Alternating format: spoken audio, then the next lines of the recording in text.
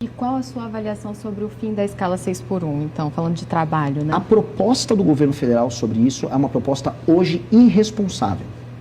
Irresponsável. O Brasil é um país que perde espaço nas cadeias globais de produção. A gente está falando de ter emprego de qualidade. Então você vai pegar uma fábrica que tem em Sorocaba, lá em São Paulo, que trabalha como a Gestamp, para dar nome, que produz e entrega aparelhos ligados à indústria automotiva para o mundo inteiro, vão perder as cadeias globais de produção, a gente vai perder emprego e vai se isolar. Pessoas que trabalham em pequenos restaurantes e pequenos serviços que não dispõem de capital de giro, ainda mais um país com juros altos como o Brasil, tá? Não vão ter condição de arcar com isso. Essas pessoas, uma parte vão para a informalidade, outros o negócio vai fechar, especialmente os altamente sindicalizados. O governo não está se importando com isso, especialmente hoje numa trajetória de aumento de impostos sobre os negócios. Então, o que nós precisamos fazer? Nós precisamos flexibilizar o mercado de trabalho, aumentar a agenda de competitividade do Brasil. O que o senhor chama de flexibilizar o mercado de trabalho? As pessoas têm que ser mais autônomas para fazer contratações e demissões. E as relações de trabalho entre as partes... O senhor está falando de trabalho sem a CLT? Sim. Até porque negociação direta, empregado-patrão? Empregado e patrão, mantendo a existência de sindicatos e, na verdade, ampliando a existência de sindicatos para um modelo de competição entre sindicatos nas mesmas áreas, setores e regiões. Mas para quem não tem sindicato, não é sindicalizado? Eu acho que você está no país que você tem sindicato até para onde você não precisa.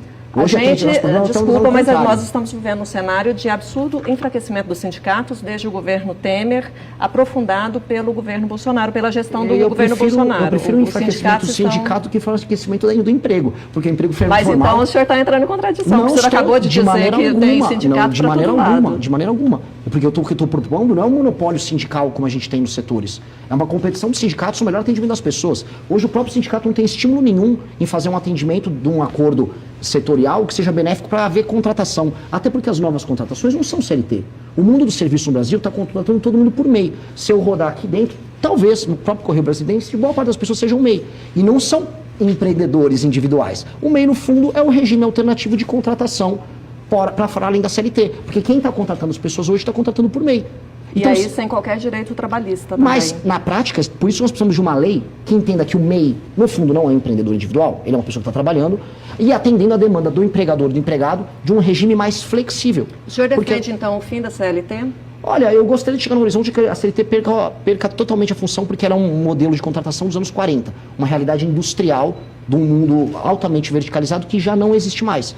Hoje as pessoas constroem suas carreiras em múltiplas empresas, muitas pessoas se tornam empreendedores de si, e o mundo vai ficar agora com a inteligência artificial cada vez mais assim. Mas nós temos uma massa da população, candidato, que não tem toda essa formação e essa capacitação para gerenciar a própria carreira, e isso é uma realidade no país e na maioria da população.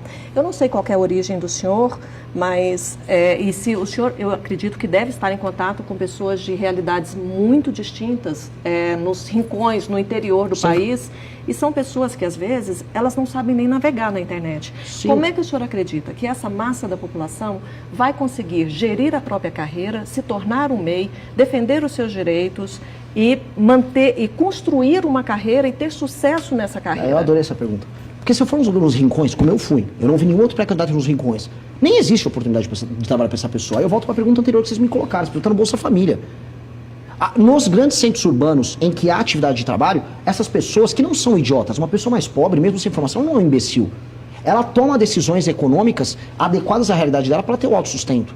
Hoje você pega uma pessoa que é entregador, que vende produtos online, com baixíssima formação, e ele tira 6, 7, 8 mil reais por mês. Estou falando de pessoa de periferia de São Paulo.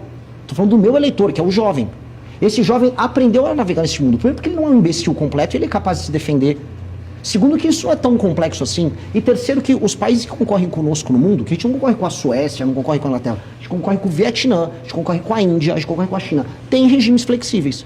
Então, se eles estão fazendo isso, estão aumentando a renda e aumentando o emprego, nós temos que fazer a mesma coisa.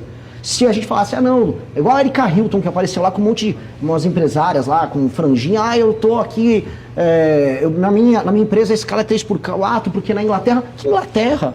Não tem Inglaterra nenhuma. Deputado, houve uma redução da mudança da jornada de trabalho. Deputado, desculpa, pré-candidato.